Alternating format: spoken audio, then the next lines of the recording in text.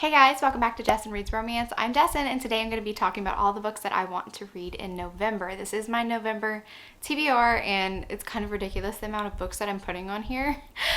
I know I'm not going to be able to finish them all, but I like to set my, expectations high for myself, and we'll see what I can get through in November.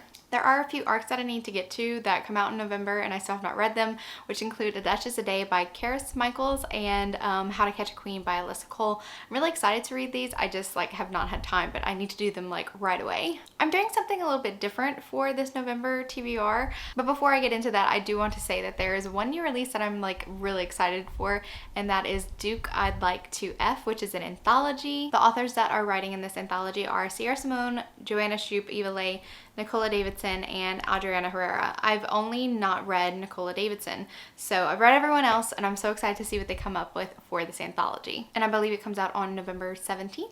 Okay, so let's get into my November TBR list. I decided for November I'm only going to read books that I already own. As soon as the Paranormal Romance Readathon finishes, I do plan on doing a historical romance reading vlog, which includes these four lovelies. Now, I'm really excited to read them, and I hope I love them all because honestly, I have high expectations for them. Yes, Crystal, I'm reading The Rakess.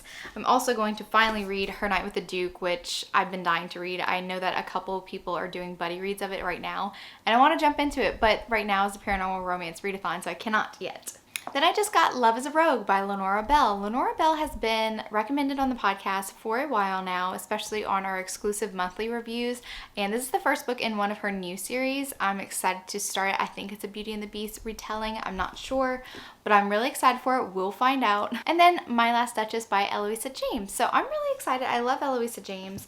And I don't know very much about this book, but I do know that I want to read it, and that's all I need to know because it's Eloisa James and I really do like her writing. So yes, these are the first books that I plan on reading in November. Now, I have included an equal amount of, or at least a semi-equal amount of contemporary romances and paranormal/fantasy romances. The first two I want to read are Love in the Wild by Emma Castle, and also going on with the same wild theme is Savage by Mia Sheridan. I'm so excited to read these. Y'all know I really love Transcendence by Shay Savage, and this definitely sparked a need for those wild man romances, and I'm so glad that I have these two, so we'll see if I like them. I do love Mia Sheridan, so I definitely have expectations for this one. Now, Love in the Wild, I've not read anything by Emma Castle, but this cover, I just needed this cover, and I hope it's as good as it looks because this cover is beautiful. And I don't know if I showed you whenever I did my haul, the back of this book actually has the heroine on it as well. I thought that was really cool. This cover design is amazing. And then I want to read the Hush Notes series. I only have the first two right now, and I'm only going to include the first two on my November TBR, but at least I'm hoping to read Lies and Lullabies, if not Riffs and Refrains. Is that what it is? Yeah, Riffs and Refrains. I don't know if I'll make it to this one, but I'll definitely want to read this one for November.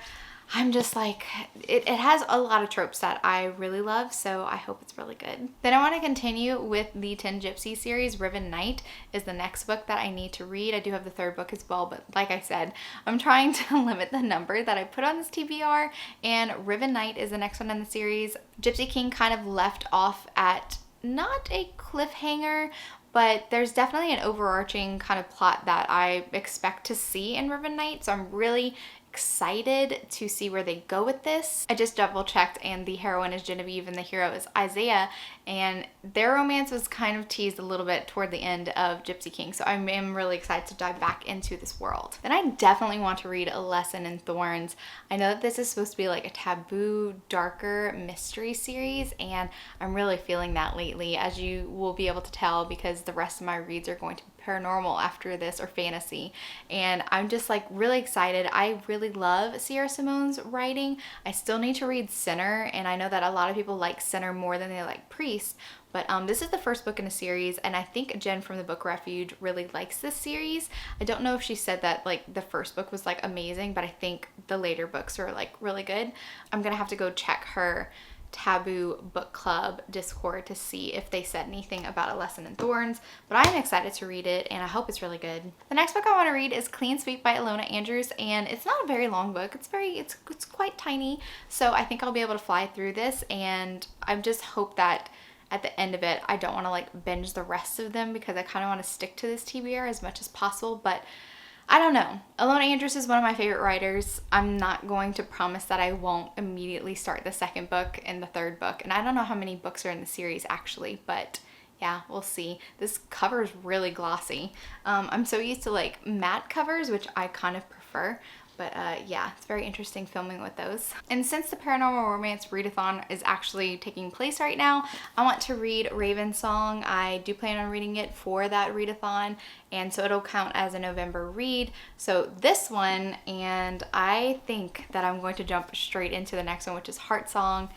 And then Brother Song, which is the newest release. So yeah, I just absolutely love this world that TJ Klune has created, the werewolves, and I definitely hope, I don't want to read the synopsis for Heart Song and Brother Song, but I'm hoping that it's Joe's brothers. I'm hoping it's Carter and Kelly, and I don't want to read them because I'm hoping we'll get some teasers about who they'll end up with in Raven Song. And Raven Song's about Gordo and Mark. I'm so excited. I cannot, it's like taking everything in me not to immediately start Raven Song. And I'm trying to stick to a plan because there are some other books that kind of wrap up a series that I'm trying to finish first in the Paranormal Romance readathon before I move on to Raven Song. But anyway. And then this kind of feels like an author binge, but I did get Radiance by Grace Draven. I've never read Grace Draven before. Juliet really loves her. And after I did my book haul and I showed this book, a lot of people were like, yes, read this one. And it was also suggested that I would really like Master of Crows and Entreat Me, which I think is a Beauty and the Beast retelling. So I'm really excited. I want to read, oh, and then also I have Eidolon, which is I think the second book after Radiance. So Radiance, Eidolon from Grace Draven, Entreat Me, which I think is a standalone. I think. I'm gonna have to double check that. And Master of Crows. This book cover. I don't know who is the artist for these covers, but it's really beautiful. Let's see. Illustration by Louisa Galley.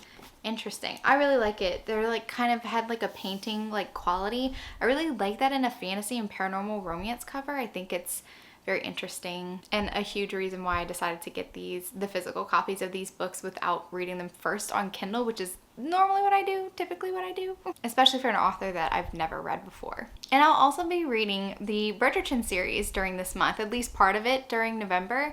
I'm participating in the Binging Bridgerton read-along. There is a Discord for this read-along, so I'm going to link all of the hosts down in the description. You can contact the host if you want to participate. Conversations already starting in this Discord, but we're not going to start talking about The Duke and I, which is the first book in the series, until November 9th.